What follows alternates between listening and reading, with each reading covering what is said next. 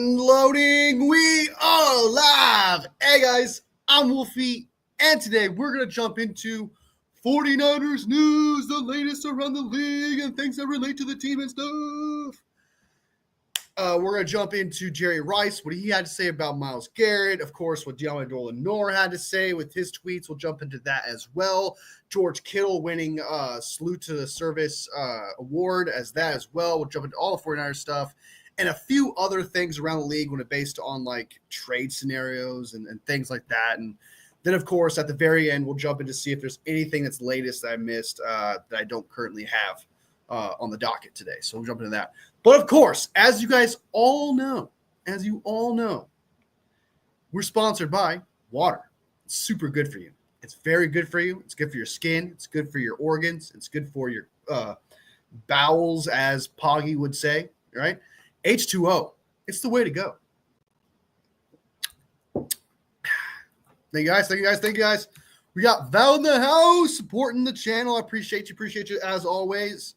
Niners for life in the house. Good to see you. Appreciate you as always. Be sure to hit that like on the live so that way we can just, really start climbing the algorithm there.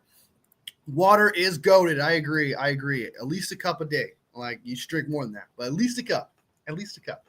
All right, so let's go ahead and jump into one of the biggest news of today, which is George Kittle being the Salute to Service winner award. And let's just go ahead and jump into that first thing, and then we'll get into the Jerry Rice stuff and things like that because we got to recognize our players and recognize what they do for the service and things of that nature. So let's go ahead and jump right into that. Let me see if I can share the screen. This is from ESPN. I'll bring up the article right now so you guys can see it. All right, let's go ahead and read it. This is George Kittle winning Salute to Service award winner. The award recognized the exceptional efforts by members of the NFL family to honor and support the military community, and George Kittle won that. Kittle will be recognized by the NFL honors on Thursday night. So Thursday is the NFL honors, guys. So I didn't know that. But hey, the more you know. I actually do forget often that there's an award show before the Super Bowl. I don't know why I always forget about that, but I just do. So Kittle hosts military and frontline heroes at every 49ers game, donating more than 400 tickets over the past 6 years. That's actually incredible. Kittle and his family amplify community stories, nearly 60 of those involving veterans, through the Hidden Pearls podcast founded in 2020. Kittle and his family created an app offering free mental health resources to veterans, including to meditative practices he uses while playing. So things he actually uses that he feel like would help out veterans. Pretty cool. Kittle also has donated more than $250,000 to military nonprofits and further highlighted the military organizations through My Cause, My Cleats, including the Pat Tillman Foundation, TAPS, Merging Vets and Players Operation Freedom, Pause, and Operation Surf. George Kittle truly embodies the essence of the Salute to Service Award, NFL Commissioner Ron Deal says in a statement. His dedication to honoring service members and involvement with numerous military organizations makes him the perfect choice for the honor. The NFL family is proud of his dedication to give back to those who sacrifice for our country and congratulate him on the tremendous achievement. This is what George Kittle had to say after receiving that award. I am incredibly thankful and honored to be this year's Salute to Service Award recipient. My appreciation for the military stems from watching my uncle Pat serve multiple tours with the National Guard and seeing firsthand how much it impacted him and his family while he was overseas. Without my family and their unwavering support, I would not be able to create these genuine and authentic relationships with the real heroes and the ones who should be receiving this award, the active duty members, veterans, TAPS, and families that have lost loved ones in the line of fire. The support you see from the military around the league is so important, and the fact that you guys on every team do it, not just the nominees, is awesome. We are allowed to live the lives we live here because of the sacrifices they make. So we're just trying to honor them, show our support, and share as much love as we can. Shout out to George Kittle, man. Congratulations on the award. And like he said, just doing that in general is a good thing. People around the league doing that. It's actually incredible what he does there for it. And also implements what he believes is good for good for your mentals and stuff like that. He does himself. So it's not just some sort of gimmick. He believes in it. He loves it. And he wants to pass it on to those who probably need it the most. So shout out to George Kittle being the Salute to Service Award winner. Congratulations, man. You're a great guy. And I know this is not about that, but just you're a great leader also on the team, and you doing something like that, I totally see and respect. And you're congratulations, man. Congratulations. I know I'm sounding like I'm glazing Kittle, but he's just on and off the field, man. Kittle is the man. Kittle is the man. So, all right, let's go ahead. And there's comments of Niners in the house. This is Val. Val's showing some love, saying she liked the live. Appreciate it. One in the house. Finally, I'm able to catch one of these streams, man. Well, hey, I'm glad you're here, man. Haven't seen you in a while. Hope you're doing good. Hope you're doing good. Saw you in a couple of comments. You have been supporting, so I appreciate that right here. All right, so let's go ahead and move on to the next thing, which is Jerry Rice and what he had to say about Myles Garrett coming to the San Francisco 49ers. This was like literally right after the stream that I had. He responded to it, and what he had to say about it, I actually thought was kind of interesting. Everyone knows that even the 49ers brass respects Jerry Rice and what he has to say. So when he does say something like, hey, they should go do this, not just an opinion piece, but like it is his opinion, right? But it's more like he's trying to manifest it to make it happen. He's calling out the 49ers brass to be like, hey, go get this guy. Try and get this guy. And I think that says a lot compared to any other fan out there. Any 49ers insider who has an opinion that they should go get them. I just feel like someone like that who has connections to the front office saying something like this is a pretty big deal. And let's go ahead and jump into what Jerry Rice had to say about Myles Garrett joining the San Francisco 49ers. Let me go ahead and bring that up. Okay, so Jerry Rice thinks 49ers should trade for disgruntled superstar Myles Garrett. I don't know why this is a secret. I don't know why Gabe Fernandez is just not putting Myles Garrett right here, but I digress. You're literally just showing a photo of him. Hall of Famer Jerry Rice wants the 49ers to make what could be one of the most impactful trades in franchise history. It's literally, what is it? What was that? Charles Haley, I think 49ers traded for Charles Haley, or was it the Cowboys did, and it was a big deal. It's kind of like that. It's up there. Cleveland Browns defensive end Myles Garrett publicly requested a trade Monday, less than a week after organization said they wanted him to retire with the team. Doesn't sound like it's going to happen, man. The announcement opened up every 49ers fan, including Rice, to the fantasy of the reigning defensive player of the year joining the red and gold. Before we get into what Jerry Rice had to say, just real quick, I know what the owner says and what the GM said, saying, hey, we're not trading him. We want to keep him for retire. It's not like Debo, right? It's not like your typical trade requests where it's like, hey, the problem is I just want money, right? The problem is I want certain securities and et cetera. This is literally disgruntled saying, I do not believe in this team. That's the difference between any other time. He's saying, I do not believe in this team. There's nothing you can do. You've given me nothing to believe in the future. And honestly, if you really think about it, there's really nothing the Browns can do to kind of turn around in time as fast as Garrett wants it to happen. There's really nothing you can do. You're stuck with Deshaun Watson. You could trade Benito, the guard. Some people are connecting him to San Francisco 49ers, but that's not going to be enough. That's not going to be enough to suddenly turn you into Super Bowl contenders. The Browns are stuck in a very, very rotten place. And so compared to other situations where people are just like, I want to trade because I want more money, this guy's like, I want to trade because there's no way in hell I'm winning a championship here. Look what's happening. And I feel like this was something that's been boiling for a while. I feel like this is something that's been boiling for quite some time now. Even start of the year of last year, you heard like rumblings of like, if this doesn't work out, I want to trade, I want out. Garrett made promises of like, hey, we're going to pursue even bigger trophies than the one that bigger successes that they had not this year, but the previous year going to the playoffs. And they're not going anywhere, right? It's just terrible. And so I do think that at the end of the day, Myles Garrett is going to get out of Cleveland. I mean, the ownership and the management will have to say some serious convincing things. We'll have to do some serious convincing things to make that happen. So depending upon how stubborn that GM is at the end of the day, it's going to – I got to stop saying it's the end of the day. I'm starting to sound like Debo Samuel. But, like, he needs to do something. And then if they want to, like, play hardball with him, I could see this lasting all the way up until the draft. So, like, you're just hearing this now. it's possible we're gonna hear about a Myles Garrett trade all the way up to the draft, maybe potentially even after that. I'm not even kidding.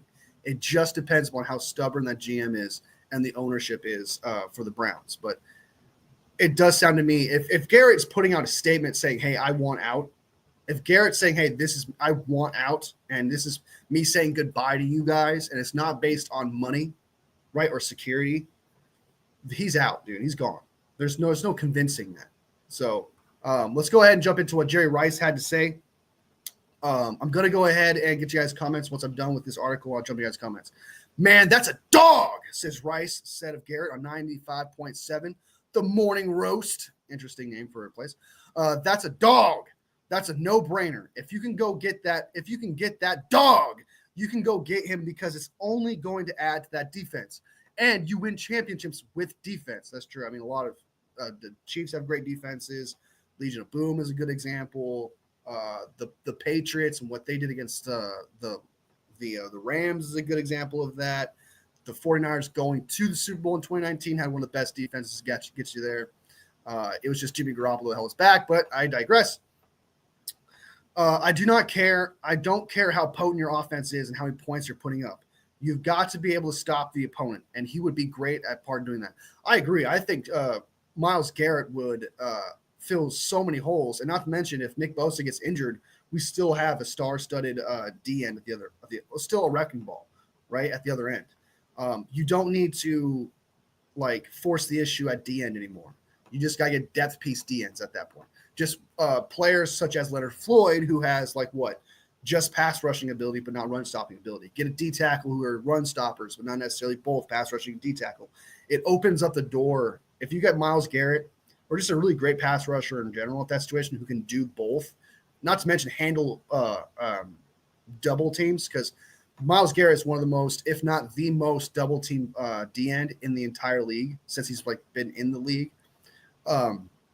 Getting a player like that would be a wrecking ball, especially for Nick Bosa, who is not very good at double teams, man. He can't handle double teams. He doesn't win very much. He's not nearly as good as Myles Garrett's at it. So if you can imagine having Myles Garrett who has to get double teamed, Nick Bosa who already gets double teamed, there'd be no excuses for Nick Bosa at that point, because I feel like a lot of offensive linemen and offenses would focus more on Myles Garrett than Nick Bosa in that situation. And it would seriously make the corners better. It would make the linebackers better. It would make the safeties better. Heck, you wouldn't have to force the issue at linebacker when it comes to the draft or free agency. You wouldn't have to force the issue at corner or anything like that, because your pass rush is so fucking good.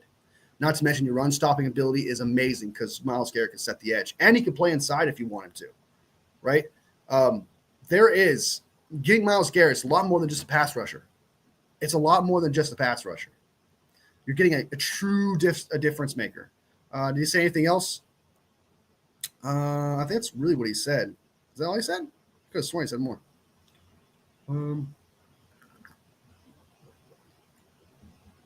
I don't think he said any more than that. All right, but this is what he has to. This is what this article has to say. So hopefully they'll say something interesting. John Lynch and the rest of the 49ers front office should very well consider themselves contenders for the disgruntled superstar. I hope so. Garrett's statement cited a desire to win and compete on the biggest stages, easiest schedule in the league, a team that was held back due to injuries. I mean, it's just so perfect. I think it would be perfect for the 49ers, especially since they have the better pick compared to other contending teams where they have the later pick of the 20th and et cetera, or whatever. We have the 11th pick. Out of all the contenders, Commanders, Bills, Chiefs, you name it, we have the better pick. And he's not going to go to the Raiders. He's not going to go to the Patriots. That would be ridiculous because Garrett would have a say where he wants to go, right? He would have a say where he wants to go because he could easily turn down a trade if he wanted to, saying, I'm not signing there. I'm not going there. He has that kind of power. He's that kind of a superstar. While the 49ers failed to do much of that this season, they have shown incredible bounce back capabilities when they missed the playoffs under Shanahan. Also, keep in mind, they do now have Robert Saleh as well. So Robert Saleh with just the best pass rushing duo in the NFL by far. Would be crazy. After losing Super Bowl 54 in 2020, they missed the next postseason, but followed that up with 3 straight conference championship appearances and another trip to Super Bowl. Exactly. We've proven that we can get back to it even with a down year after a Super Bowl. Garrett would almost certainly bring the defensive line back to its dominant form that struck fear in the hearts of quarterbacks across the league. He led the league in tackles for the loss last season. He had double-digit sacks every year since 2018. That's fucking insane. At least 14 sacks a year since 2021. And he's earned 4 All-Pro nods over the past 5 seasons. Garrett on one end with Nick Bosa on the other would create matchup nightmares for offensive lines and free at least one of the 2 former Defensive Player of the Year winners each and every play. Talking about Garrett and Nick Bosa. Combined with that, with the return of Robert Saleh, and it's quite an enticing situation to start being. I do think that Robert Saleh can help bring in free agents, right? Because a lot of players speak highly of him, love him. Eric Armstead, who has every right to hate on the 49ers right now, speaks highly of Robert Saleh, saying he's jealous. That if Garrett heard the word about Robert Saleh and how good he is, I'm pretty sure he's faced him before.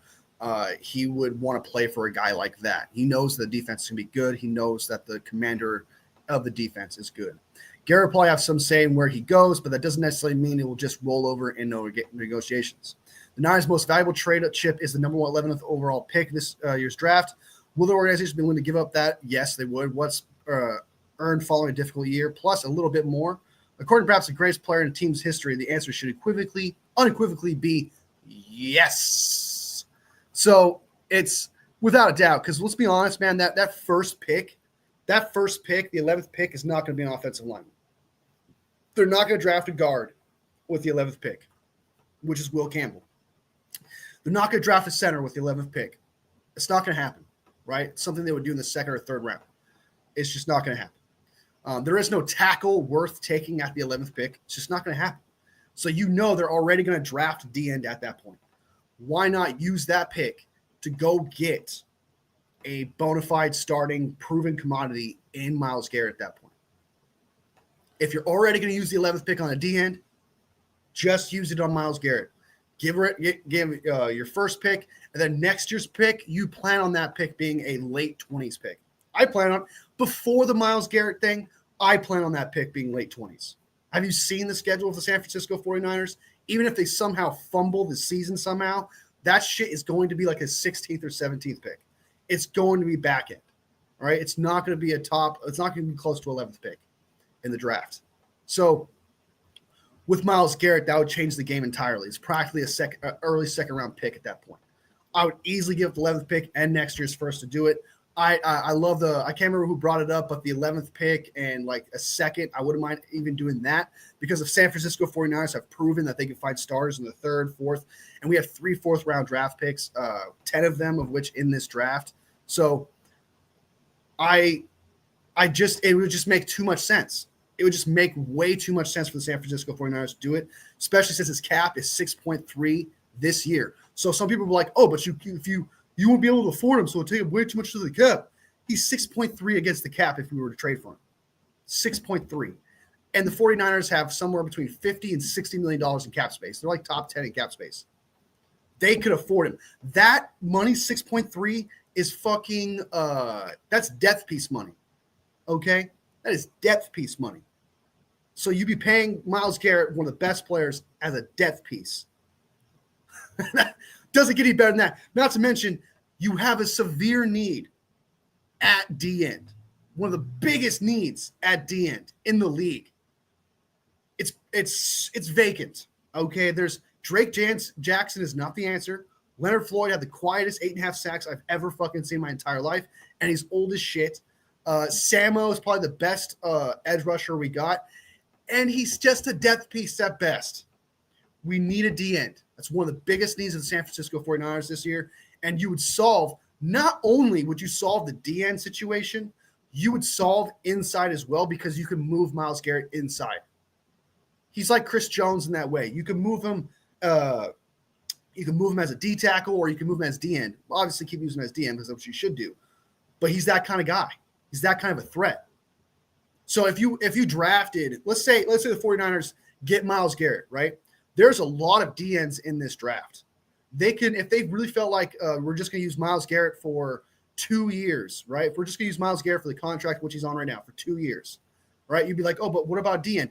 There are a lot of good DNs that are going to fall in the 2nd to 3rd round, right? There's going to be a lot of them. There's some in the 4th round, and we have 3 of those picks in the 4th round. Those are development pieces that you can easily get, and they can sit behind Myles Garrett and Nick Bosa. So to be like, okay, well, we should use it on a young guy. We'll use it on a young guy in the 3rd or 4th round. Most of the time, a 2nd round pick that has a high ceiling that just needs 1 year falls into the 3rd or 4th round. Get that guy because you'll be able to do it. You would be able to do that then if you really wanted to. D tackle, there's plenty of D tackles in free agency you can get that will be relatively cheap that can stop the run, right? Guards and centers you can also get in the 3rd or 4th round pick. And understand, guys, I understand you're saying, but you're saying 3rd and 4th round. All right, how many 3rd and 4th rounds could you possibly get with a D end and an O line, right? You're running out of pieces at the point. 10 picks in this draft. And I think you have 5 of them in the 3rd and 4th round pick. So get 1 D end in the 3rd round, 1 offensive line in the 3rd round, get another offensive lineman in the 4th round, and do where the fuck you want with the other 2 4th round picks. So you can literally do O-line and D end and D tackle and still have 2 other picks remaining to use on other things. It's perfect. It's absolutely perfect. It doesn't get any better for the 49ers. It's not forcing the issue. It's really not. It's not being like, okay, this guy's just good, so let's just do something stupid by ruining our cap. It just makes too much sense. So at the end of the day, I just want to see. At the end of the day, I understand there's going to be like 4 other I understand there's going to be like 4 or 5 other teams, probably 31 other teams are going to put their offer in the hat, right? They're going to give it a chance, right? So the chance of actually getting Myles Garrett is not very high. It's like literally under 10%. Okay. But I just want to see the effort. And I've said this last time in live. I just want to know that John Lynch tried. That's all I want.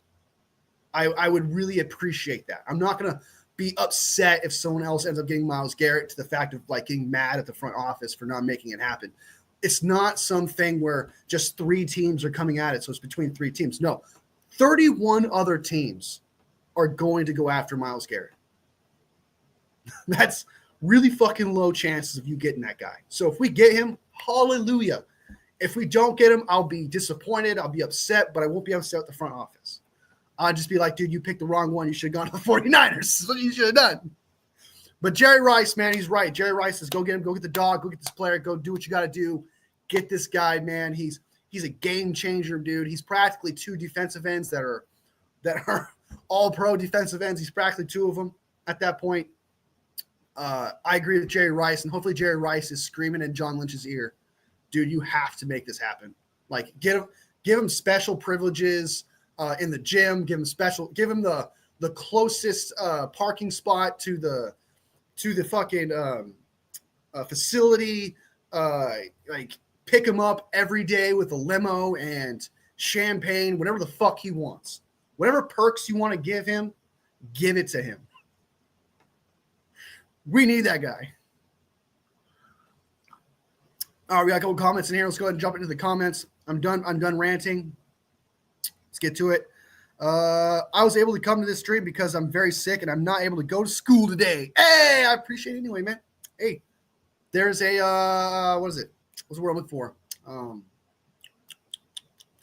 I can't seem to think of the term, but it's like a blessing in disguise. There you go. So I appreciate you, man. I appreciate you showing up, supporting the stream while you're sick. Hope you feel better, man. Being sick sucks ass, dude. I would trade a 1st-round pick for Garrett. 2 might be too much. Now I'd do it.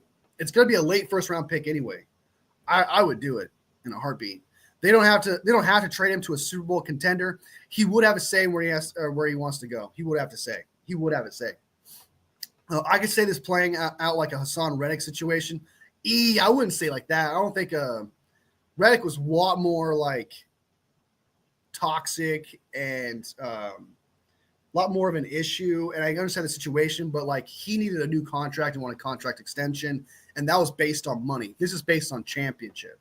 This is based on where he wants to go to be a contender. It's not the same where like a Reddick just wanted money.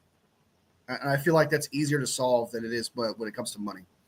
And not to mention Woody Johnson is a total fucking asshole. So Reddick wasn't signed because Woody didn't want him to so stop the negotiations. Yeah, Woody's terrible. Terradome in the house! Steve-O in the house! Forgot to shout out. Hey, we're showing some love. That's what I like to see. Where are my manners? Hit that like and subscribe, everyone. Wolfie's my guy. Oh, yeah, baby. Let's fucking go, man. Terradome, we need to do a show together. I said getter. We need to do a show together. Talafa Faithful. I don't know what that means. I'm assuming it means hello, Faithful. If Myles Garrett comes to the Niners with Saleh, Bosa, Warner, Demo, we have no excuse to get to this. I know, dude. Because it instantly, like, we could draft a corner later on or pick up some death piece corner because we do need that third. We do need that third corner, right? Not expecting that corner to be a top 32 or even top 64. We just need a third corner or someone we get in the draft or whatever. Someone could be that third corner. If you have an elite pass rush, especially with Nick Bosa and Myles Garrett, you are definitely making those corners 10 folds better, instantly better. You almost don't even need Lenore and Green to be as good as they are to be successful because you got an elite pass rush. That's what the 49ers need, man. They need to get back. So a lot of people gave the 49ers shit for just constantly going after D linemen and wasn't successful, but you can see how important it is. I mean, look at the Eagles and what they have going on. They're in the Super Bowl with that D-line, what they're doing. The Chiefs with their D-line and Chris Jones and what they're doing. The D-line before it got hurt for the Lions was phenomenal. Look what they were doing. It makes your corners better. Corners, in my opinion, don't make your D-line better. Like, they don't. They can only cover for so long. D-line makes everyone else in the secondary better. And that's why D-line is so important.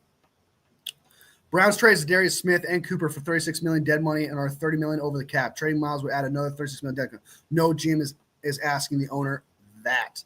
I honestly, for the Browns, I wouldn't say that would matter. I mean, they paid Deshaun Watson. They obviously were willing to move off of $36 million in dead cap money and $30 million over the cap. So, yeah, I can totally see them doing that. Not to mention, if the 49ers wanted to take on some of that salary cap, I wouldn't hold them back to that either. I would be like, hey, let's go ahead and because teams can do that. They could take the $6.3 million and then they could say, okay, we'll take some of this cap money and separate and bring it down. They could do that as well. So, Massey, that dude, what up, man? What up? Was he in here? Oh, he is. That's right. Jason in the house. Forgot to give him a shout out. That would be legit, be unfair for all QBs. I agree. Myles, 2 years left. It's not like Ayuk's deal. Yep. Steve-O and Jason showing some love. Get Myles Garrett, push the button, make the call, trade the picks, whatever you have to do. Whatever you ever got to do, make it happen. How's it, Terradome? You get that link I sent you? Oh, shit. We're sharing corn. I'm on it. Do you think we can afford to keep Greenlaw if we trade Garrett? Yes, technically you could because it's only as of right now, it's just $6.3 million against the cap. So what, like $50 to $60 million right now? But I would easily give up Greenlaw for Garrett. If you told me right now there was a deal on the table right now for Greenlaw, who's going to be like $10 million, I would easily put that $10 million into Myles Garrett. Easily. I'm sorry, Greenlaw. I love you, man. You're a great guy. You're big, but like you're talking about one of the best players in the NFL in general. I'm without a doubt. I don't think you could afford both, but I've already, even prior to even with this, I was skeptical of signing him. It just depends on how much money he wants, how much money he's going to get. And he's probably getting somewhere around $10 million. And I think that's just a little too much for me, especially considering he's injury prone. So I'm not really into that. I drafted D tackle in the second round, a run stopper, because Malik Collins is a third down back, good pass rusher, but terrible against the run. I wouldn't mind that in the second round. D tackle, as long as it's not first round. But yeah, I wouldn't mind that. The GOAT knows. Let's go. Get him in the building and lock the doors like Joe Clark and lean on me. Buy Moiter. Bye. Your movie references, Tara, man, you're on it, dude. You're on it. You need to start a movie channel. That's what you need to do. At least Myles Garrett made it clear that he actually cares about winning a Super Bowl instead of just money, unlike someone else. Cough, cough, Ayuk. For sure. That's another thing, man. I don't know if, it's not, I haven't heard any rumors or anybody saying anything about money yet. Like, maybe Myles Garrett does want to get traded to a contender while also getting paid. I haven't heard both of that. The only thing I've heard so far is just like, I just want to go to contender. And which that tells me is he's perfectly fine with how much he's getting paid now, right? Because he still has guaranteed money. Like Steve-O said, there's still dead money against the cap, and that dead money is most likely probably just guaranteed money. So he's going to get paid regardless. So if you ended up trading him to a contender and he asked for money as well, so he's going to get money from the Browns while also getting guaranteed money from another team at the same time. I have not heard a single thing about money when it comes to Myles Garrett yet. And when that happens, or if it does happen, that's going to change the game for a lot of teams, because a lot of teams have dead cap and they wouldn't be able to make that sacrifice. They wouldn't be able to adjust their cap to be able to sign Myles Garrett. Personally, for me, I would say still make it work. You have $50-60 million for 2 years. Just restructure where he has guaranteed money for the next 2 years. Put Brock Purdy's – this is probably what they're going to do anyway before Myles Garrett. They were probably going to put Brock Purdy's money in the backload probably to 2027. So you would have Myles Garrett's contract for 2025 and 2026. And then you start paying Brock Purdy in 2027, like the majority of the contract, because you would still pay some of Brock Purdy's salary, obviously, in 2025 and 2026. But it'll be like, what, $15 million, somewhere around there. Still gives you $40 million, $35 million or something like that to play with in free agency. It makes sense, guys. It makes sense. I like Hendrickson for Cincy. He was on the radio after Fred. I like Hendrickson, man. If we can get Hendrickson, there's a lot of players that I wouldn't mind getting in the end. Hendrickson's a good dude. I like him. Max Crosby, I heard, wanted out, but I think that changed recently. I wouldn't mind getting him. Myles Garrett would be nice, but I do think that the 49ers need to find D-line. Their number one priority, I feel like, is offensive line and D-line trenches, right? The Myles Garrett thing is really just the hype pinnacle of success when trying to find the best for your D-line. I mean, it would be the best outcome for the 49ers if they ended up with Myles Garrett. But in the end, if they don't get Myles Garrett, go after someone like Trey Hendrickson. I don't think he resigned. I don't think he got extended or not. But go get Trey Hendrickson. That'd be nice. I like him. I think he was the sack leader this year. Go get I want to say who did I say earlier? Max Crosby. If you could afford him, I don't think it's going to happen because I think, like I said, I think we'll stay with the Raiders. Some people talk about T.J. Watt, but I don't even think that's a thing. We'll actually talk about that in a minute. There's a few players you could potentially trade for D-tackle, D-end-wise to solve an issue. And then I heard about left guard Benito from the Browns also, so another Brown situation. Benito is not interested in rebuild, so he's probably I think he's requesting a trade as well. So the 49ers can double dip and get Myles Garrett and Benito. That'd be nice, but I doubt that happens. But if we miss out on Myles Garrett, maybe we could trade for Benito. That'd be an option because that's still trenches. That still solves the guard situation. Now you just got to get a center and tackle, D-tackle and D-end at that point. So you just got 3 positions to work with. The 49ers have options. There's things that they can do. So how much would we even pay Greenlaw? A 1 year, $7-10 million deal? I feel like he would get a short-term deal anywhere, honestly, just because of the injury he had. I know he came back from the Achilles and looked awesome, but he was exhausted, tired, so you never really got to see the true potential of Greenlaw coming back in this previous year. Not to mention, I think he hurt himself again, a different injury.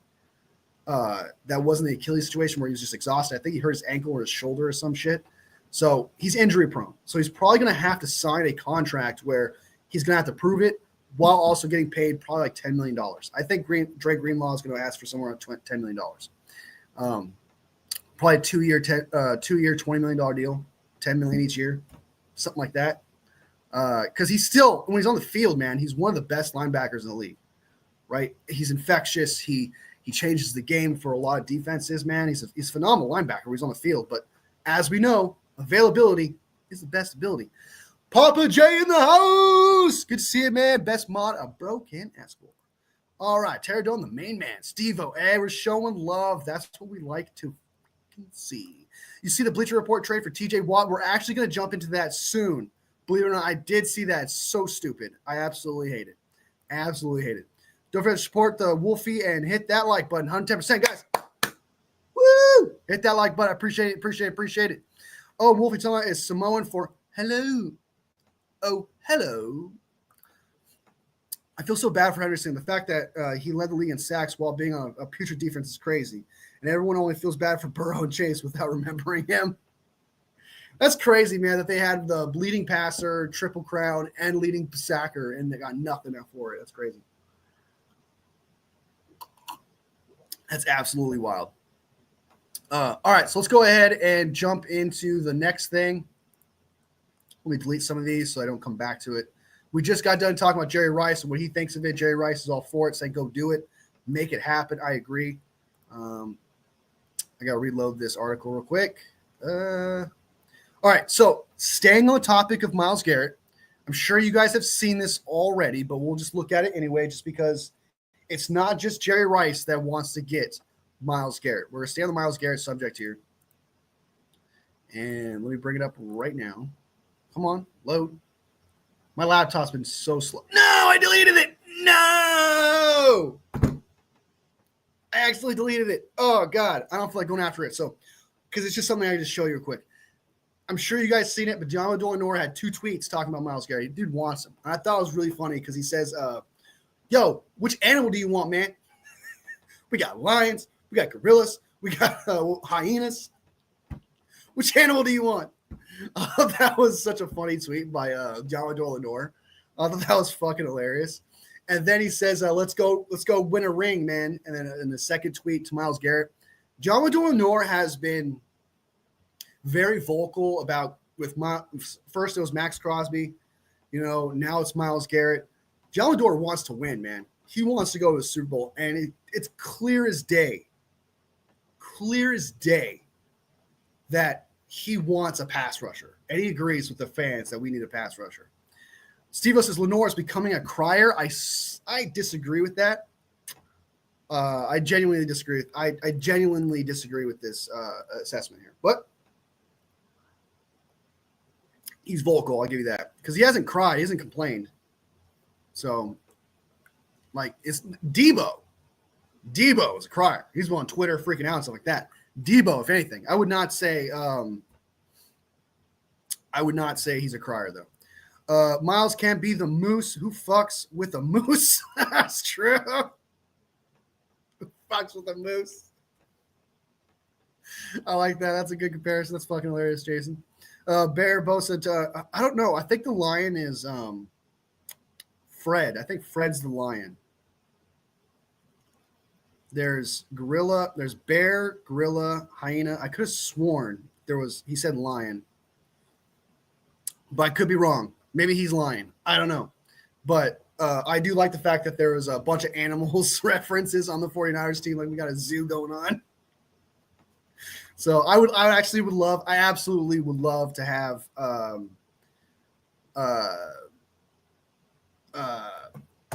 I absolutely love Myles Garrett, man. And I wonder what animal he would pick because he most likely would turn into an animal because the 49ers are constantly just turning all-stars into animals. So Fred is the predator. I think I've heard about that. Yeah, actually, I think that I've heard about that too. So we got the predator. We got boat. We got the bear, a gorilla, hyena. I'm pretty sure he said lion too, but I could be wrong. But yeah, man, that's crazy. I know that what's his name? Malik, the Lot Mustafa is going to have a name soon too. I wonder what it's going to be. It's got to be something with a bullet, something that moves really, really fast and that hits hard. So probably like a ram. Nah, because the Rams, that wouldn't work. Maybe the Rhino.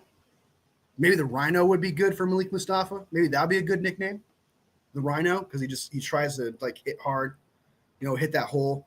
So probably I'd probably go with the Rhino. That's my assessment of that. Steve-O says it's Mustafa. I like that. That's cool. Moody is a Chihuahua. Oh shit. At this point, that's Debo. I was gonna say, and I see one else I'm talking about. Say Demo's the Chihuahua right now. All right. So what was the next? Let's jump into that trade proposal that Jason just brought up not too long ago about the JJ Watt thing. This article is not from Bleacher Report, but this article talks about that said trade, that potential. Talks about acquiring him and what it means for the team. So let's go ahead and jump into that and see what they have to say about the 49ers D gets renamed from the Gold Rush to Jurassic Park. That's fire. I like that. That's awesome. That's a good one, Jason. All right, so let me go ahead and share this article real quick, and we'll jump right into it. This is the one talking about Debo being traded for J.J. Watt. So let's just go ahead and see what they say about how it makes sense for the team. Watt is entering a contract year, and the Steelers plan to discuss an extension this offseason. So I guess he is on his contract year. So, I mean, that's contract year usually means tradable at that point. If the Steelers can't sort out a new contract, they could expect a massive return for the 2024 Defensive Player of the Year candidate. They could flip him for some much-needed offensive help and valuable draft capital. I mean, if we can get TJ Watt, I mean, that's like the next best thing outside of Myles Garrett, right? But I can imagine the Steelers are going to try to keep him and just extend him. I don't got a vibe that Watt wants out. Watt probably wants to stay with the Steelers. I'm going to assume the Steelers want to stay with him. I'm going to assume the Steelers are going to do whatever they can to keep him. So I don't think this is going to happen, but if this is his contract year, entering his contract year, obviously this one being his last year, it's possible. It's possible, depending on what pick you give him. I would give the 11th pick easily for TJ Watt. I would do that. I mean, I'm not kidding. I would literally do that. All right, so Steelers offensive needs and 49ers depth. All right, so they said they must first address their quarterback situation with Russell Wilson, blah, blah, blah. If the Steelers opt to move on from TJ Watt, receiving Deebo Samuel and Jordan Mason along with 2 high draft picks could provide them with the reinforcements they need. So are they saying Deebo Samuel and TJ Watt, Deebo Samuel, Jordan Mason, and 2 high draft picks? Jordan Mason's our first restricted free agent. I guess. I mean, I would trade Deebo Samuel and Jordan Mason for the guy. I wouldn't mind that. But 2 high draft picks on top of that, it's starting to get a little ridiculous. But Deebo, let me just finish this real quick, and I'll let you guys know. Where's the is it? There is no. Oh, it just talks about how TJ Watt could be traded for Deebo Samuel, Jordan Mason, and 2 high draft picks, probably a first and a second, or a first and next year's first kind of type deal. Usually when someone says 2 high draft picks. Despite the proposal, 49ers GM John Lynch has stated that the team has no plans to trade Samuel. However, Knox argues that the emergence of Juwan Jennings and the selection of Ricky Pearsall in the first round 2024 drafts, Samuel could be expendable. Additionally, while Jordan Mason has proven his worth as a reliable backup to Chris McCaffrey, San Francisco may prefer to move forward with Isaac Rendo as their secondary running back. Would this trade be worth the cost for San Francisco 49ers? While losing Samuel and multiple assets would be a hefty price, according to Elite Rusher for Watt, could be the missing piece for San Francisco 49ers defense, as Knox notes. While that would be a lot for the 49ers to give up, it would give them the elite rushing complement to Nick Bosa that the defense has long lacked. San Francisco is hoping that a healthier roster could put it back in the Super Bowl conversation in 2025. However, bolstering the league's 29th ranked scoring defense is a must. While the trade remains hypothetical, it presents a trading possibility for both teams as they seek to address key weaknesses heading into 2025. That is the stupidest, dumbest thing on the face of the earth, because we went through this last year. We went through this yesterday, and I'm going to bring it up again just so that you guys can get an idea of what it is. This is Deebo Samuel's cap hit, all right? And if you want to bring up you want to trade for Myles Garrett because of his cap hit, Deebo Samuel's not asking to be out. He's not saying I want to go to a contender. He's not saying get me out of here. All right, this would just be the 49ers just trading him. That's all it would be. So let's go ahead and go back and look at it. You cannot trade Deebo Samuel this year. It is not a liable option. It is not an option that would help the San Francisco 49ers. It would hold back the San Francisco 49ers from signing free agents. It would hurt them immensely. So let's go ahead and bring it up. This is his fucking draft. This is this right here. Okay, in 2025, which is this year. That's his dead money. Okay, $31 million. And that's negative $15 million in cap savings. So once again, $47 million in cap hit in just one fucking year. That would take out the entire cap that the 49ers currently have. The 49ers are not trading Deebo Samuel this year. It is not happening. It is not a thing. If they did that, they would hurt the cap. It would be a huge deal, right? And something like that would have to happen before June 1st. It would have to happen before June 1st. So, and this is what his savings would be after June 1st. $10 million in cap hit, $5 million in cap savings. So it would be like a $4 million cap hit. So you would have to trade him after June 1st.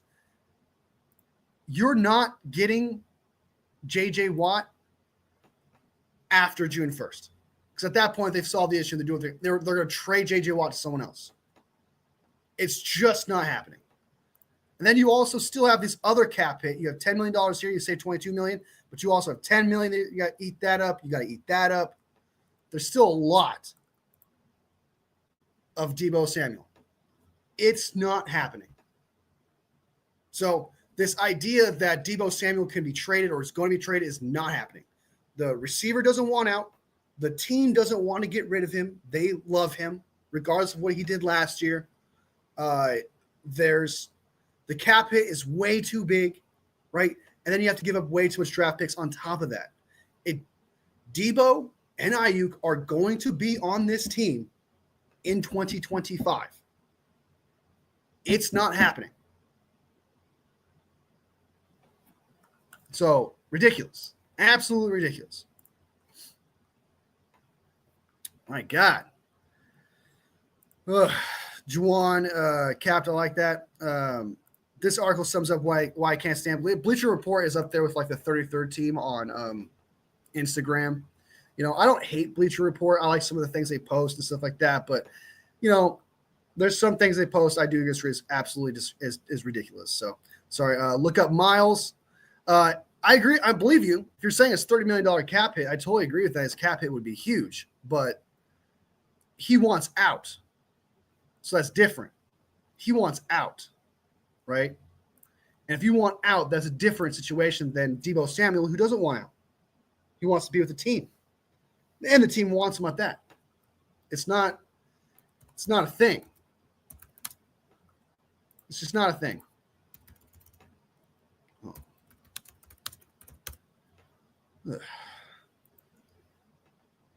So, all right. His dead money in 2025 for Myles Garrett is $36 million with a $16 million in dead money. But after that, they saved $21 million in 2026 with only one. So they have big dead cap money. Never mind, take that back. In 2026, and then saves $30 million in 2027 if they were to cut him, but $10 million cap hit in 2027. The 49ers will most likely hold on. Let me bring it up. I'll bring it up right now. Hold up. The 49ers have an option here. And again, this is not like Deebo, right? And this is not like a trade where you're trading a player for another player and some other draft picks in this scenario for a guy who wants to stay with the 49ers. This is Myles Garrett's contract, and after June 1st, there's $14 million. That cap hit comes down to $14 million, and they save 4.9, so it'd be like a $9 million cap hit this year after June 1st, and then they would save $9 million in 2026, $10 million cap hit. So really, it's like a few grand cap hit there. Then they save $33 million in 2027. So if they were to trade him, it would have to be a potential trade after June 1st if they really actually wanted to do that. I don't think – that's a cut, by the way. Oh, that's cut. That's cut. Sorry, guys, that's cut. That's cut. What does a trade do? Trade post June 1st. Oh, it's the same thing. So it's the same thing. So they could do it after June 1st. They could trade Myles Garrett, and it would be affordable. And I don't think you can do a trade. I don't think you can do a trade post June 1st trade. I don't think you can do that. I think it's post June 1st cuts only. I think you could do stuff like that. I don't think you could do trade. What's the article he shall not be named writes for? He writes for Sports Illustrated. Teams would want picks for this year, though. Well, yeah, you could do that. So, or do you mean the Browns would want picks this year, though, for that? That's what I'm saying. So if the Browns want picks this year to trade picks this year, then that means they would have to take that cap hit. If they want picks next year, they're going to have to wait until after June 1st. There's options there. Myles Garrett wants out. 49ers can also agree to take some of the cap from Myles Garrett. They can agree saying, hey, we'll take this money off of you, right? So we'll take some of this dead cap off of you, right? We'll take away some of this negative money off of you. They could do that. They can make it work that way. So I understand what you're saying, Steve-O, but it's possible, especially after June 1st. It's possible. So, and I don't know about you, but teams would want to do it after June 1st. I would want to do it after June 1st. I would not want to do it. I would not want to do it this year because then you're giving up your 11th pick. I'd much rather give up a future first in 2026 than one this year. I disagree with that, Steve-O. That I disagree with. Browns would want to pick this year, but then again, they would have to eat up that cap hit and take that cap. So it's definitely possible. It's definitely possible. It is possible. All right, let's jump into the next thing that I have here, which is a mock draft by Matt Miyoko. Matt Miyoko has recently done his mock draft 2.0. In his first draft, he had a mock draft 1.0, had the 49ers drafting Shamir Stewart, who I absolutely fucking hate.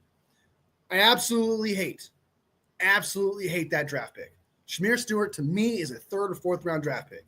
That guy is good at stopping the run. Outside of that, he can't rush the passer. He's not very good on the edge against tackles. The dude's a D tackle, in my opinion, tweener, who can stop the run. Third or fourth round draft pick for a guy like that. I was really upset when he was mock drafted. I took it personally. I was like, no, fuck that guy. I hate that dude. So, oh my God. No need for mocks. We getting Higgins and Miles. Getting both, dude? No way, bro. You can't get both.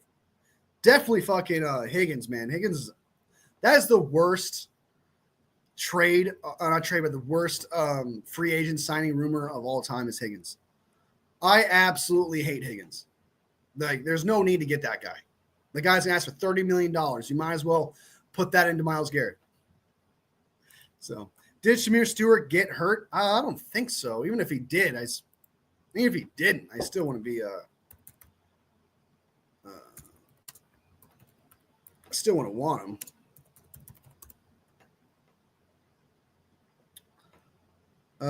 Texas A&M student Stewart stress fractured in his leg during the training camp before the 24/7. He had surgery to insert a rod in his fracture, but it didn't heal completely. Turner played through the season with the injury, but withdrew. Well, that's Shamir's Turner. You mean Shamir Turner? I'm talking about Shamir Stewart. You're thinking of Shamir Turner, not Stewart. What up, bro? Making a Venn diagram of why the 49ers are the spot for Garrett. Do it. Do it. Be perfect, man. Perfect. No, you're good. Shamir Stewart, Shamir Turner. I see where you're coming. I like that's kind of interesting. It's not Shamir is not a very common name in my opinion. The first time I ever heard that name actually is this year. So the 49ers. So going back real quick to the situation of Matt Miyoko's mock draft. But Myles Garrett is possible. The 49ers can make it happen. That cap hit is big. They'll probably have to take some of that cap hit away or wait after June 1st to trade for a guy like that. I don't think you can do a post-trade. I know you can do it with like two players where you could do like a post-cut situation where it was like designated to cut a guy in June 1st. I don't think you could do that with a trade. If you could do that with a trade, that would open up the opportunity for Debo in the situation. But I still think Debo is going to be part of the team for a while, especially since he doesn't want to leave. But Myles Garrett, if you could do a post, let me check actually. Let me see if you could do it. Can you do a post? NFL, can you do a post trade post June 1st trade designation? You cannot do it. According to AI here at CBS Sports, it says that no, you cannot designate a trade as a post June 1st trade in the NFL. So you can't even do that. It's only post cut. You can only do a post cut of a player, designated post cut of a player. So you would have to trade Myles Garrett, most likely based on that cap hit after June 1st. If you think about that, if a team would have to take some of the cap hit, obviously for the Browns, if they wanted to trade, if they wanted to get Myles Garrett at that point. So I do not have a Twitter, Terradome. I don't have any of those social medias. I have a Discord. I can send you a Discord if you like, for like co-host stuff and things like that. But I don't do social media stuff like that. I tried like Instagram and a few other things. I just didn't like it. So, let's go to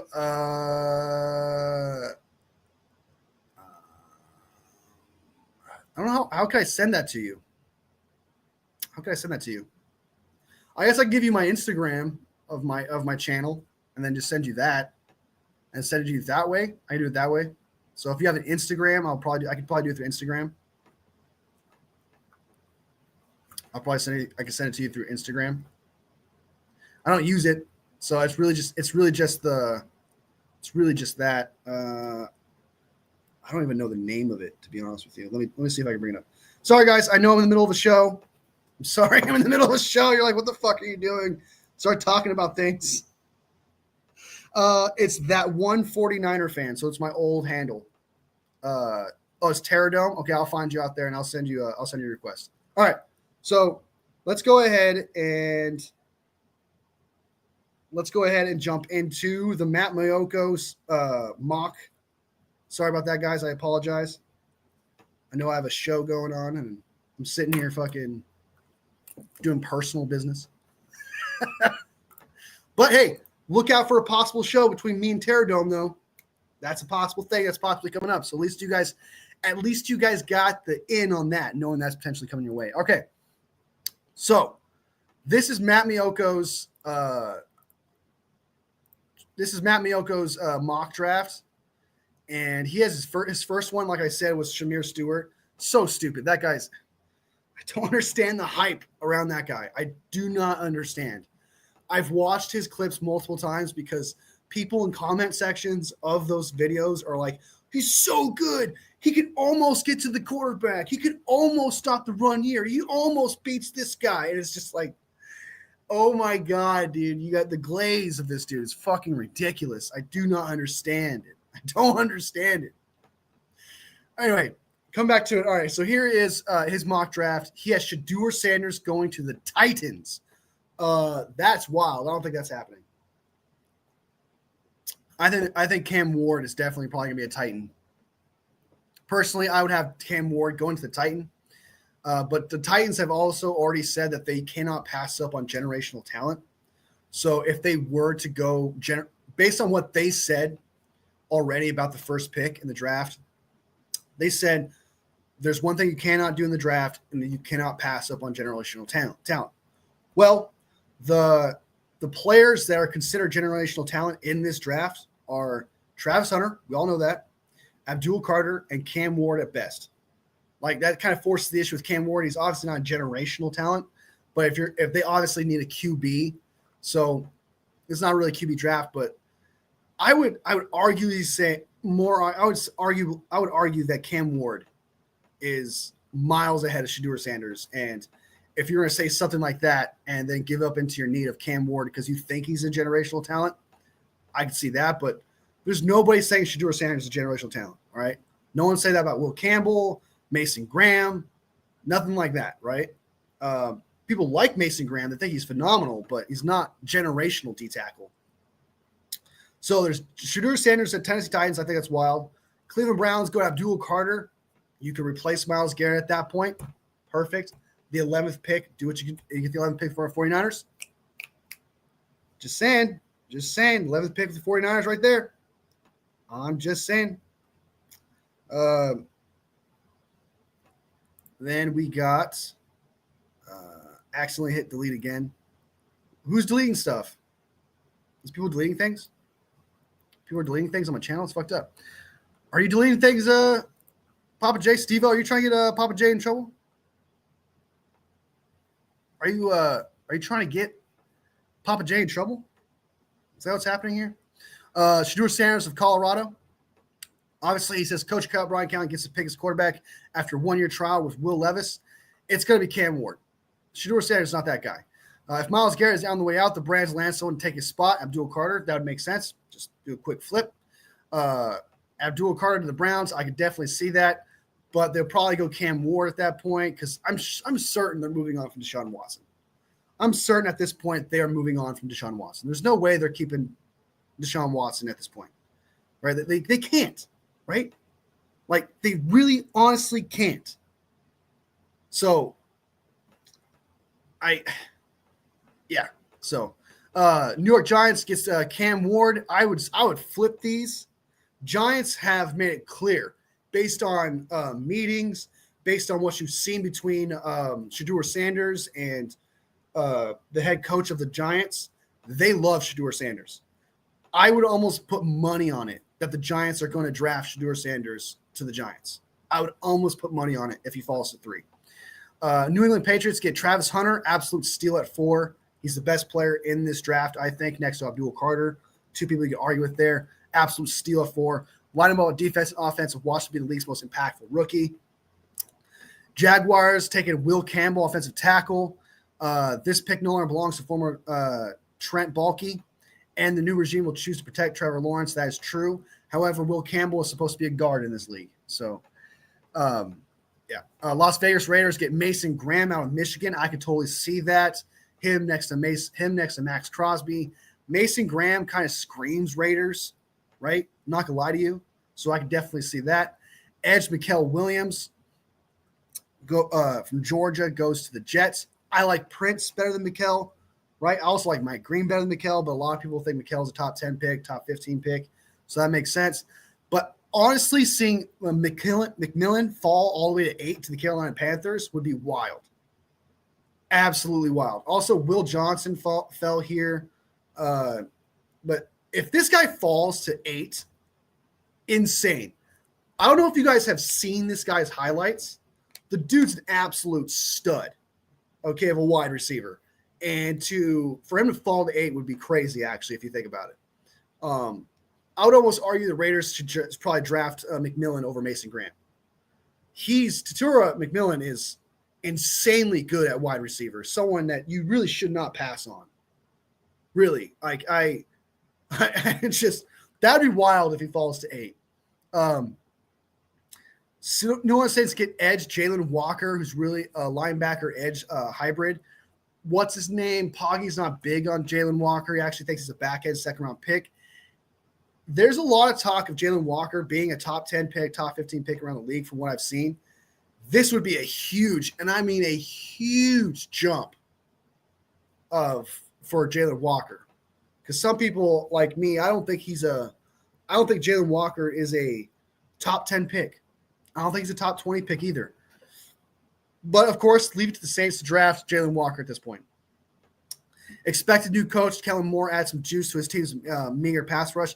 Because even though Jalen Walker does play a linebacker, he has more reps at edge than he does he has more reps at edge than he does at linebacker. He would need to beef up a little bit. So last time I checked, I think it was like 240, 245. He'll need to gain about 15 pounds or so at 6'2".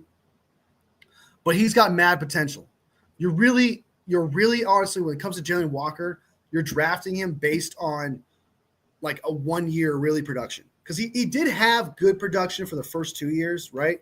First year as a freshman, all right, not that many snaps. I think like just over 100 snaps. The year after that, he had like 200-something snaps. He was pretty productive with those snaps, but in his 3rd year, junior year, he was phenomenal. He was a really great player. So he got better every year, so it's good for Jalen Walker on that, right? But you're banking on a 1-year talent. It's almost like, what's his name out of there was a tackle from Georgia. I can't seem to think. It was Mims. Had one great year, and everyone hyped him up, and he got drafted because of that reason. Same thing you're doing with Jalen Walker. It's almost bar for bar the same thing. Tyler Booker to the Chicago Bears would be fucking insane. Tyler Booker has been talked about as a second-round pick. So Matt Mioko's on crack, okay, because he has the San Francisco 49ers drafting Tyler Warren, a tight end that's not Brock Bowers, guys. Tyler Warren is not Brock Bowers. Okay, he's not even close to that hype, dog. He is a look. I understand that he's a do-it-all tight end, whatever, but he's not a do-it-all tight end with the hype of what T.J. Hawkinson was when coming out of the draft, the hype of what Brock Bowers was coming out of the draft. He's a good player, late first round, early second kind of type guy.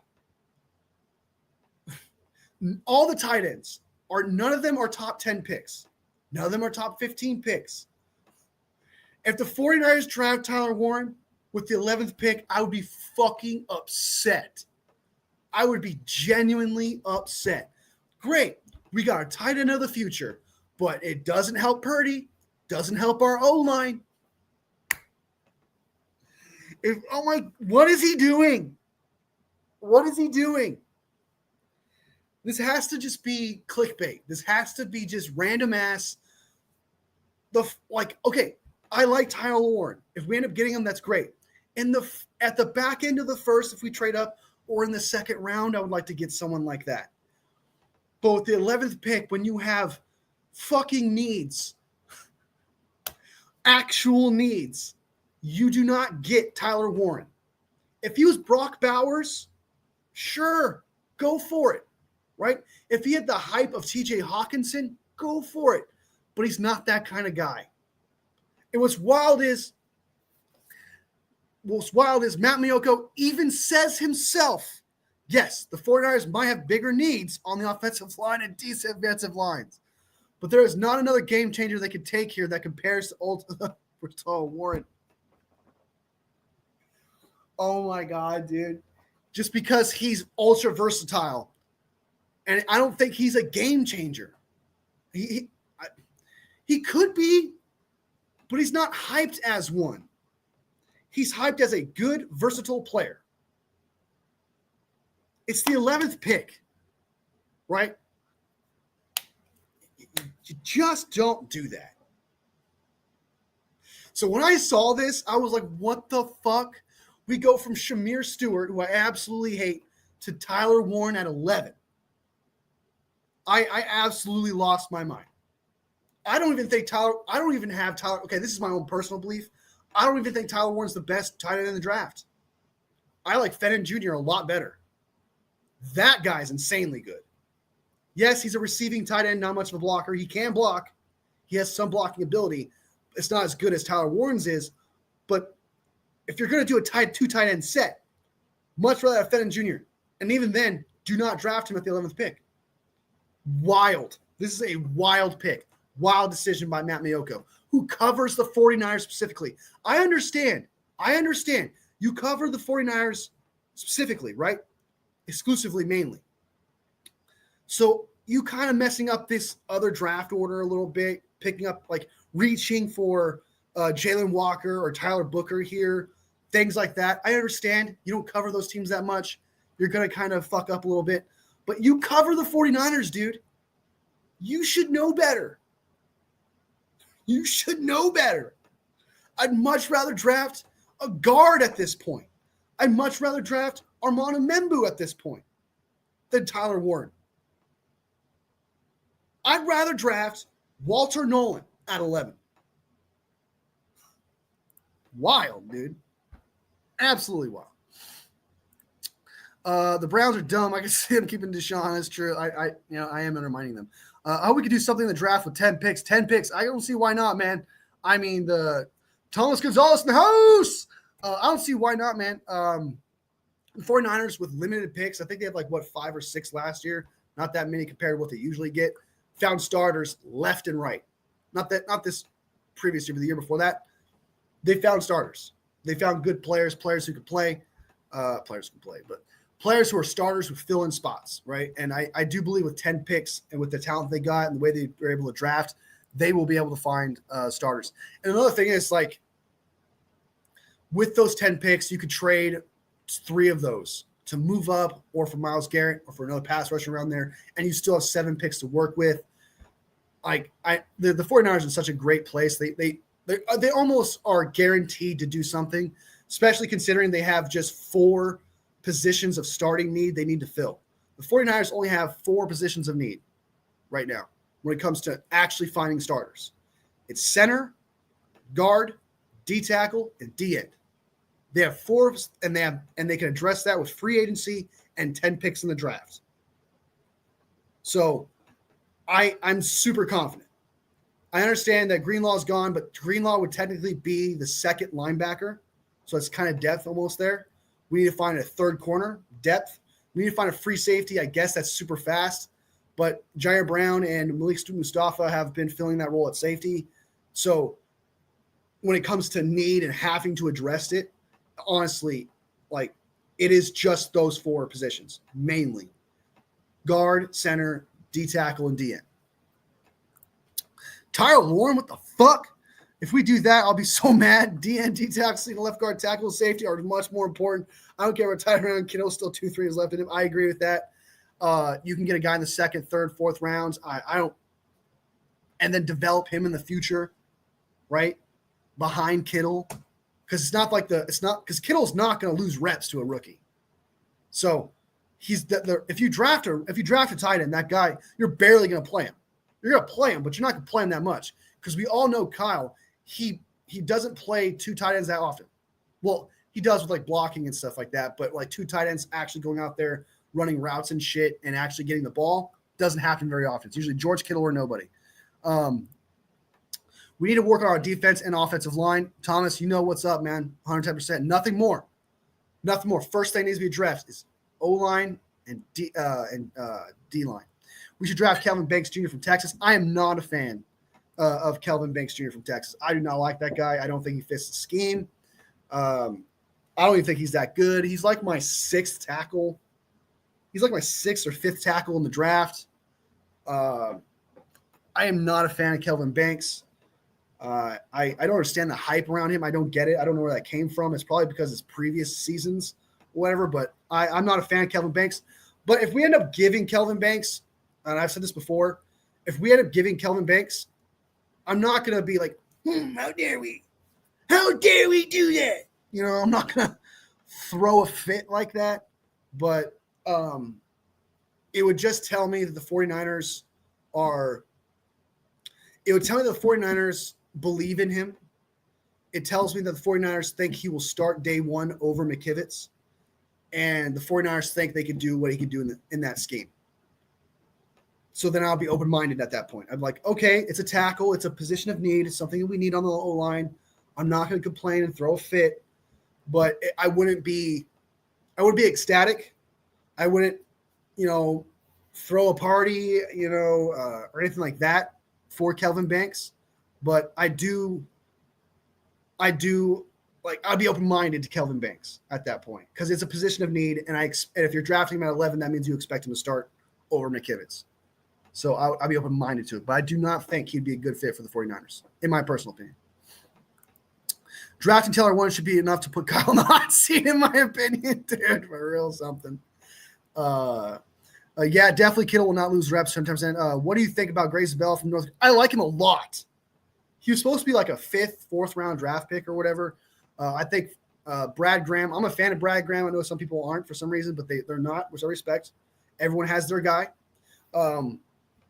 But he had him like a 6th or 7th round pick. I liked him before. I thought he was a 4th or 5th round steal. But after his senior day, his stock has gone up by like a mile because the knock on him was North Dakota State is not a Division I school. So you're kind of thinking to yourself, like, can he do it in the big leagues? Well, he proved it in the senior day because he went up against actual starters at not just tackle, but center as well. Both positions of need for the San Francisco 49ers. The 49ers are not afraid to reach for players either. such as Pooney. Pooney was technically a reach at the time. A lot of people criticize it, saying, hey, there's better guards and tackles out there. Well, it turns out that Pooney is actually the best guard in that previous draft. Zabel, I think, actually would have been a steal, in my opinion, at the time. But with the hype that he's getting and proving that he can handle top-tier pass rushers in this upcoming draft, even D tackles at center, et cetera, knowing that he can play center and tackle, guard probably at that. If you can play center and tackle, you can probably play guard too. So you're drafting a very versatile tackle at that point, and he proved that he can do it. So he moved up in my rankings as a tackle, actually above Kelvin Banks. He's one of my top 5 tackles, Zabel is. I like him a lot just because he proved himself. He proved he can do it. He proved he can handle the big leagues, those big league players, one-on-ones, on a line, whatever. He could do it all. Big fan of him. If we get him, I will be ecstatic. I'll be super happy. If we get him in the second round, he might get so much hype, especially the combine might change the game there, but he might enter the first round territory when it comes to hype. And honestly, I do think he's a first round draft pick. I think he's a starter day one. I'm sold on Zabel, absolutely sold on him. And I don't know if that's a hot take or not. I haven't looked into it too much, but I'm sold on Zabel. I think he can start. I think he can start. Good show. Hey, appreciate it, Val. Appreciate it. What's your take on Malachi Moore? At most, he could be a second-round pick, but as lowest, he can go to the 4th or 5th. Malachi Moore. Sounds familiar. Why does that guy sound familiar? Isn't he like a safety or something? Defensive back. I think I've looked at his highlights one time. I've only looked at DN so far, D tackles, and offensive linemen. I've looked at 3 or 4 tight ends so far. I still have to look up the one from Stanford and a couple other ones, but I haven't got to defensive backs yet. So I do not know. I do not know enough about Malik Moore yet. There's one guy who's a safety that I've absolutely fell in love with. There's a safety that's going to be drafted in the first round that I absolutely love. I'm familiar with first-round draft picks right now and O-line, D-line mainly, and then some tight ends and a few wide receivers, right? But that's about it. I haven't gotten too far. And running backs. I know a lot about running backs right now too. But I haven't gotten into like corners yet, too many safeties yet. I know there's plenty of time between now and the draft to jump into these players. So I'll most likely run into Malachi Moore at some point, but I haven't gotten there. I haven't got deep dive into that yet. So far, I've just been doing O-line and D-line mainly because that's been our biggest need for the 49ers has been O-line and D-line. So I've been trying to focus in on that the most, especially like later down split with 10 picks and with 2/3 and 3 4th-round draft picks. I kind of been focusing on O-line and D-line so that way I could see what we could possibly steal in the 3rd and 4th round. So I'm hoping Malachi could be our free safety, Jimmy Ward type. Maybe we could draft him at the 3rd. I mean, I'm all for it. I do think that safety is a position of need, but you have 5 picks with a 2/3 and 3/4. One of those could be a free safety. It is a position need. You need a fast one. That's really what you need. So if we got one in the 3rd or 4th, I wouldn't complain. That second-round pick, though, that second-round pick needs to be trenches. If we don't trade the 11th pick, that second-round pick, no matter what, needs to be trenches. DN, D tackle, O-line, I don't give a fuck. But between 3rd and 4th, you have 5 positions you can address with it all across the board. So I wouldn't be against that. I wouldn't be against using it on the 3rd. Or maybe the 4th pick if you can follow there. Safety, Andrew Makuba, Texas free safety, 4.3 speed. Let me write that down. I still have to do this. I still have to do that tight end research. So you said Malachi Moore, said one. Moore. What do you got? Andrew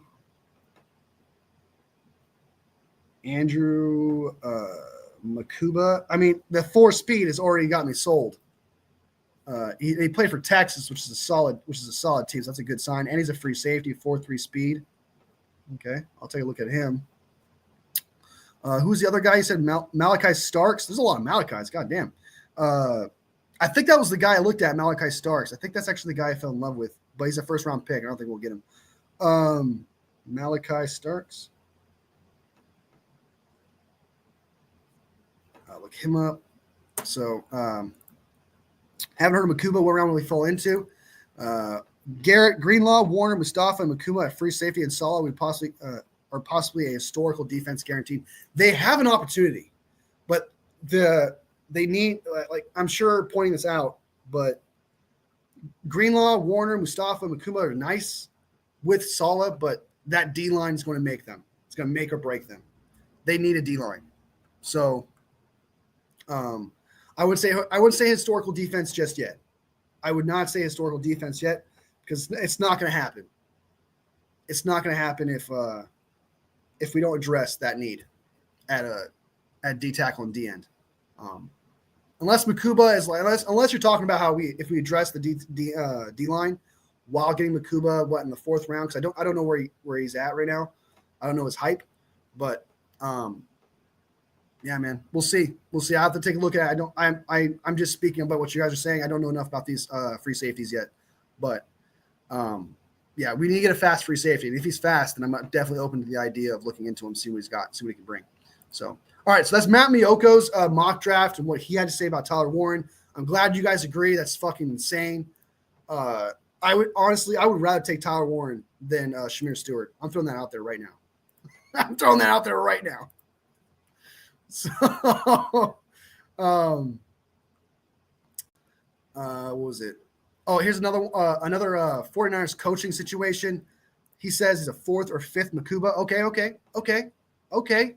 Spitting on fire. I'll take a look at him. I like that. I'm sure Juan likes that too. Sounds like stream steel based on the hype that Tara's giving right now. All right, so this one we're talking about real quick. We'll just get right through it. Just so you guys know what's happening with the coaching staff and potentially guys that we could lose at some point. This is Jaguars request 49ers director of scouting and football operations for their vacant GM position.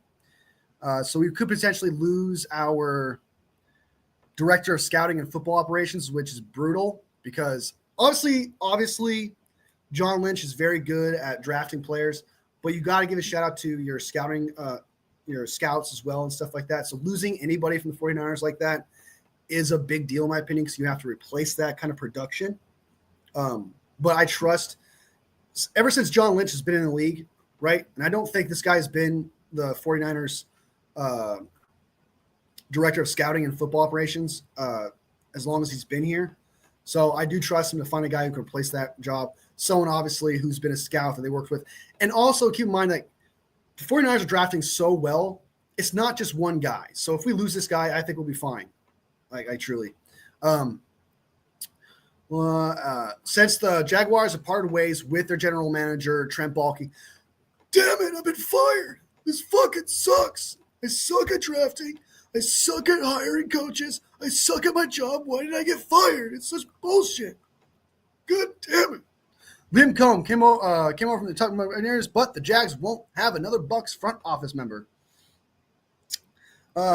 Mike Greenberg, Tampa Bay's assistant general manager, withdrew his name from consideration for Jacksonville Jaguars general manager position. That's actually wild considering he worked for Liam Cohn, so that's interesting. Greenberg has been with Tampa Bay for over 15 years, dude. Damn. So it makes sense why he was unwilling to part ways with an organization that has made questionable decisions at best. I guess that would be like you're taking over some turmoil, so I understand where that's coming from. Ian Rappaport reported that Jacksonville requested an interview with Josh Williams, the 49ers director of scouting and football operations, for the same job. Williams, God, look at these ads. Fuck, dude, calm down. Williams have climbed the front office ladder for the 49ers during his 14 seasons. Damn, dude, I take that back. He's been with the team for a while, 14 seasons. He's worn several hats from national scout to area scout. According to the team's website, Williams' current role has him focused on pro and college scouting, as well as player development with assist in contract negotiations. That sounds like somebody who's preparing for a general manager role. That does. And that's the end of it. And that is the end of that.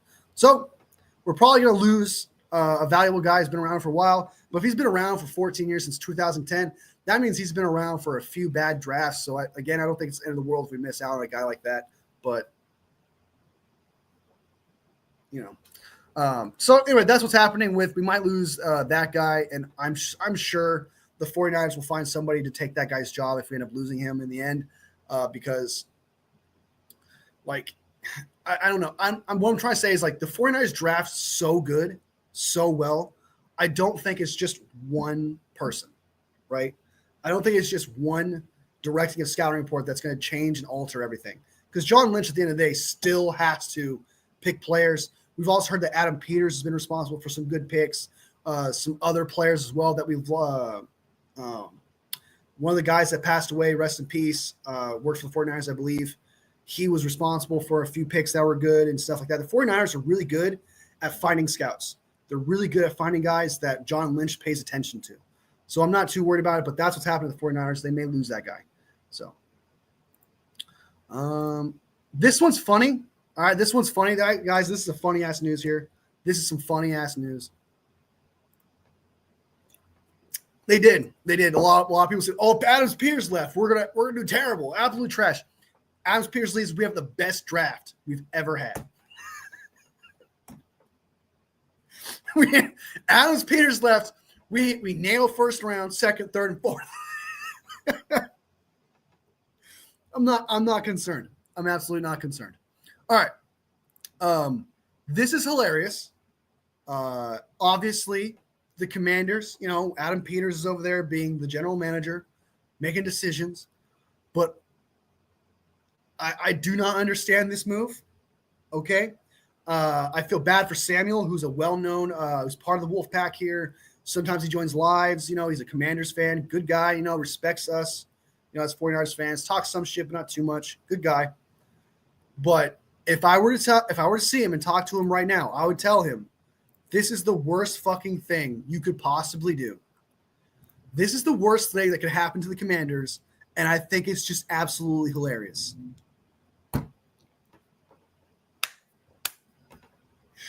What are they doing? They actually, okay, I can't imagine Kyle Shanahan and John Lynch not liking Brian Schneider and saying, yeah, Adam Peters, someone who's really close to us, someone we respect and love. Here's a guy that we like, wink, wink, wink, wink. So take him. No, they would speak highly of a guy to Adam Peters to say, hey, come get this guy. I don't know now. I don't know because I don't know if you guys can read that. Commanders have hired 49ers special teams coordinator Brian Schneider as their special teams coordinator. Oh, my God. Via Brad Graham, the SF Niners, dude. What are you doing? This is absolutely hilarious, y'all. This is the dumbest move they can ever do, dude. Oh, my God. So Brian Schneider found a job after being the worst special teams coordinator in the league. Finds a job with a Super Bowl contender. Clearly, this has to be the work of Kyle Shanahan and John Lynch telling Adam Peters he's the guy, man. And it wasn't his fault. It wasn't his fault, but I disagree. That is the craziest fucking thing that the Commanders can do. And if Samuel was here, I would laugh and say, hey, dude, you guys are fucked. You guys are absolutely fucked. And I think they need to find a kicker too. So, hey, you know what? Commanders, we'll trade you Jake Moody. 6th, 7th round pick. Use that 6th or 7th round pick that you get for Jake Moody on another kicker. Use it on the Miami Hurricanes kicker that we recently interviewed. Do that if you have to. I'm fine with that because I don't mind if you recycle a pick for a player that you skipped on. So if you get a 6th or 7th round pick for Jake Moody, recycle it for another kicker. Use it on another kicker you like. Do it. Might as well. Just don't. Do not. use a third or fourth round pick on a kicker. I swear to God, dude. I swear to God, dude. Take Debo and Staley while you're at. Staley's no longer part of the squad. Staley is no part of the 49ers. So don't have to worry about that. And yeah. So I would much rather go 10 picks out a kicker. Much rather go 10 picks out a kicker. I think you're saying you'd rather use 10 picks and not draft a kicker. I think that's what you're saying. You literally find kickers anywhere. Yeah, I know, but if I get a 6th or 7th round pick, I wouldn't care because 6th or 7th round picks are really like depth pieces at that point, potential and things of that nature. 6th or 7th round, I wouldn't mind. Sometimes usually 6th or 7th round picks are players that no one's ever heard of from schools that are like Division II that you never heard of that you pick up, and yeah, I wouldn't mind. You got 10 picks, 6th, 7th round. You recycle Jake Moody for another kicker with a pick. I wouldn't care. I wouldn't care at that point. As long as it's 6th or 7th round, though. So, without Papa J, okay. Yeah, but I do agree that you've if they don't draft a kicker, I'm not going to be disappointed because it's obviously I think they've used up their kicker ticket, if that makes sense. So, all right. One last thing before we bounce, before we get out of here, okay? Before we get out of this awesome show that's been fantastic. Thanks to you guys. I appreciate you all. We're going to take a look at the remaining picks, not the remaining picks, but the picks San Francisco 49ers have throughout the entire draft as of now, how we got them, why we got them. We'll go ahead and I don't know. I disagree, Papa J. I think it'd be good to if you recycle Jake Moody for another kicker and it's a 6th or 7th round pick, I wouldn't hold it against him. You got 10 picks. I wouldn't hold it against him. But I can also see why the stigma of not drafting a kicker is there. But we can both agree that a 3rd or 4th round pick should never be done ever again. Ever again. Ever again. All right, so this is great show. Says Terradome. Yeah, I appreciate it, man. Appreciate you the love. Appreciate it. All right, so this is the remaining picks of San Francisco 49ers and how they got them. The San Francisco 49ers are in a different spot than previous years when it comes to 2025 draft, as they not only have the 11th pick in the draft, they also have double-digit selections thanks to compensatory formula. Following a disappointing 6-11 season, the 49ers are uniquely positioned for a quick bounce back, especially if they can get a second straight quality draft. They really just got hit on like on 3 or 4 of them. You don't have to hit on really 2 or 3 of them, really. After years of moving draft picks for key pieces, the 49ers have a full draft class last season, which resulted in 5 immediate impact players. First round wide receiver, Ricky Pearsall looks an absolute stud. Second round corner, Ronaldo Green, absolute man coverage stud. Third round right guard, Dominic Pooney looks like a future all-pro guard. 4th round safety, Malik Mustafa looks absolutely insane. And 4th round running back, Isaac Grendo. His only problem is his injury. He seems injury prone. Outside of that, he's an absolute stud. Equipped with their entire arsenal of draft picks, as well as 4 compensatory picks, the 49ers are in a similar position to add talent in the 2025 NFL draft. Here's a list of a full projected picks for the upcoming draft. Pick 11. Woo! Pick 43. Woo! Pick 75 and 99, which you have 4 top 100 picks. That's a good chance to at least get 2 starters out of this, right? You got to get at least 2 starters out of these picks here. So you filled in 2 holes there already. Then you got 3 4th-round draft picks, almost the same thing as last year, where I think they had 4 as well. But then they missed their 5th-round pick. The reason why they don't have their 5th-round pick is because they had some sort of – I guess this guy explains it. Ari Merov explains this just in. The 49ers are losing a 2025 5th-round pick, and will have their 2024 4th-round pick be the last in the draft, move to the end of the 4th round because of a payroll accounting error. They had some payroll issues. Parag with the L, yo. Parag with the L.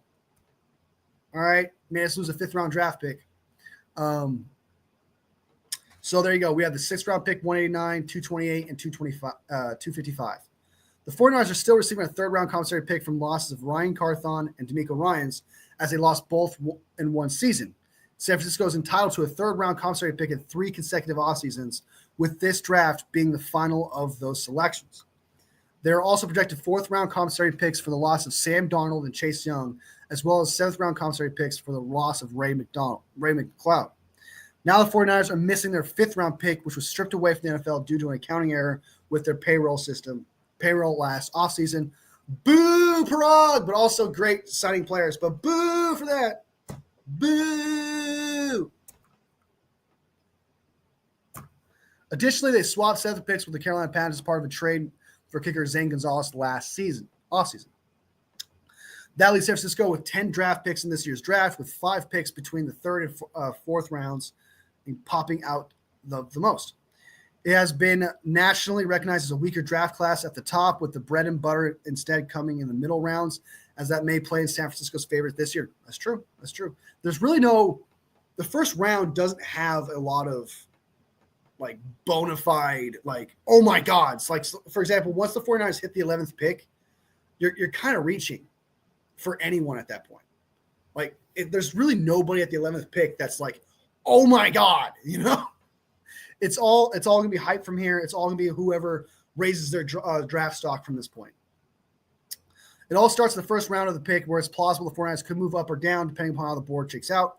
An early round target that fits a big need as Michigan's Mason Graham, but the defensive tackle could be gone before the 11th pick.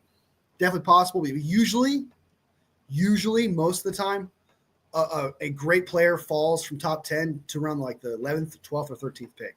So the 49ers could get a steal at 11. That's definitely possible. If they view them as a top tier above their available options, San Francisco could facilitate a trade up to 8, for example, moving off a 3rd or 4th round pick to nab their target while still having ample capital in 3rd rounds. Exactly. They have the ammunition to move up. They have the ammunition to make things happen. That is what's the 49ers are in such a great position this year. Before we bounce, we're about to bounce, we're about to dip out right here. Like the live. If you haven't liked the live already, I definitely appreciate it. But the 49ers are in the perfect position. They haven't been in between getting the right coaches, the best coaches possible, right? They have an insane amount of draft capital. They're insanely good at scouting and getting players that are starters, impact starters, at least 2 or 3 of them out of the draft every single year. And the 49ers usually sign one big free agent, right? And even if they don't this year, there's still some pieces you can get their depth that are good. I have never seen, I truly think out of my entire years there was a year where the 49ers had like 12 draft picks and Trent Baalke fucked it up. I don't remember what year it was, but he was absolutely atrocious. But I have never seen in my years of being a 49ers fan a better start or better potential to this team. It's never been better. It's never been better set up. It's never been a better situation, potential, and what they've done already wise. It's been. I'm not sad. I'm not upset. I'm not open-minded about anything. I'm just absolutely optimistic. I'm excited. I feel like we sacrificed a terrible year for a great one. That's what it feels like. So be excited, guys. As a 49ers fan, you cannot be more excited about the year. Yeah, previous year sucks. This previous year, absolutely atrocious. But if you're a type of person who can let go of the past and look at what's happening in the future, it looks fucking bright. It is staring at the sun bright.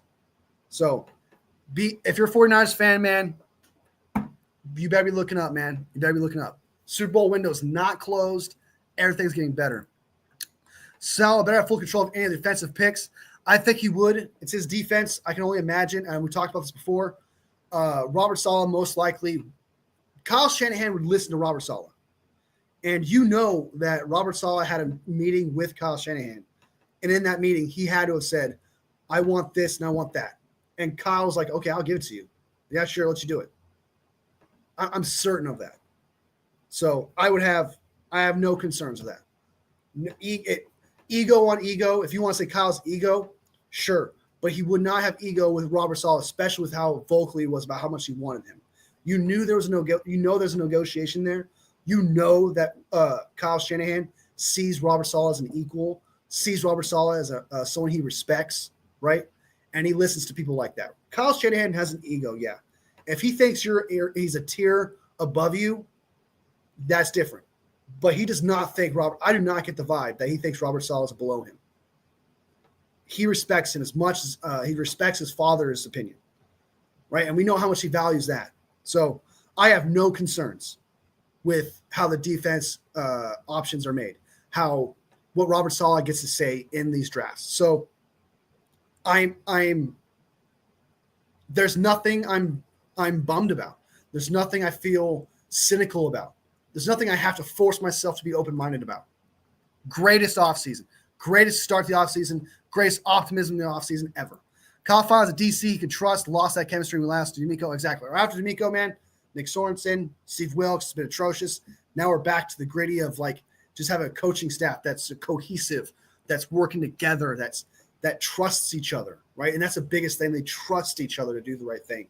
So, all right, guys, I'm going to bounce. This was an hour and 40-minute show. This show was fantastic. Thank you guys so much for supporting this channel. Hit that like button if you haven't hit that like button already. Thank you guys so much, man. We went through the Myles Garrett situation. We looked at his draft. We looked at his cap hit. We looked at the Debo trade potential. We looked at mock drafts from Matt Miyoko. We went through it all, right? And this was a great show. This was phenomenal. Thank you guys for supporting the channel. You guys are awesome. I mean, I couldn't be more humble. This is my dream, and this dream is happening and getting closer to it because of you guys. And I couldn't ask for a better wolf pack, truly. To the start to a wolf pack, right? I couldn't ask for a better one. And it's because of you guys. That's what it is. Thank you, Juan, for being part of this. You're awesome. Thank you so much. Your opinions, I appreciate what you had to say. Papa J, thank you so much for being here, man. You're the best mod a bro can ask for. Terradome, check out Terradome's channel if you haven't already. He does drafts. He does analysis. From what I've seen, apparently diagrams and things like that. But you know what I mean? He does all that shit, graphs and all. He does deep dives. He has an amazing channel there. Go check him out. We're probably going to do a show in the future. Thomas Gonzalez, thank you so much for being part of the Wolfpack, supporting the channel as well. I believe you're new here. Thank you so much. Steve-O, thank you so much for joining this channel as well. Appreciate you. Val, of course, always here to like the channel, support the channel every single time. OG, always can rely on you. Jason, check out his channel as well. He covers 49ers. Great guy. We disagree a lot, but still a good dude. Niners for life. Thank you so much for being part of this as well, supporting it. I know you like the live. Thank you so much for being here. And I think that's everyone that I thought that was. Nope, that's everyone. Thank you guys so much for being part of this live and helping me grow and getting closer to monetization and pursuing this dream of being a 49ers content creator or just an NFL creator in general. And it's because of you guys that I'm able to pursue that. And it's because of you guys that this has been the greatest experience I can actually ever expect it. Did not expect it to be this fun and this awesome. So I thank you guys for being a part of it. To everybody who watches this later, sub if you haven't subbed already. Helps me out a lot, helps me grow, helps you become part of the conversation, part of the wolf pack, part of just this great journey that we're going to be on. We're at 3,700 followers. We're almost to 4K, and it's 3,700 more than I ever thought I'd get. And it's thanks to you guys. Thank you guys so much. Like the live if you haven't liked the live already, because every single like makes my 49ers heart grow from here to here. All love, fam. I'll see you next video. Bang, bang, not a gang, baby.